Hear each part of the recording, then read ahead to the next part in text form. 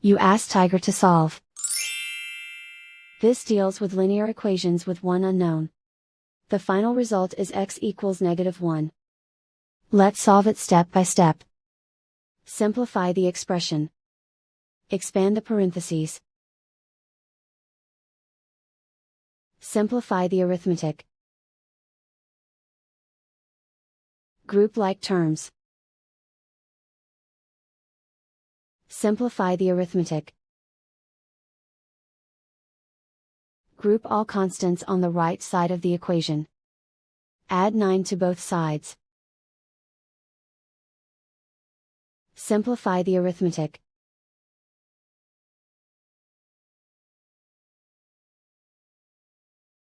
Isolate the x. Divide both sides by 12.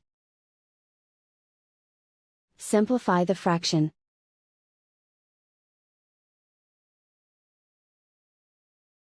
And so the final result is x equals -1.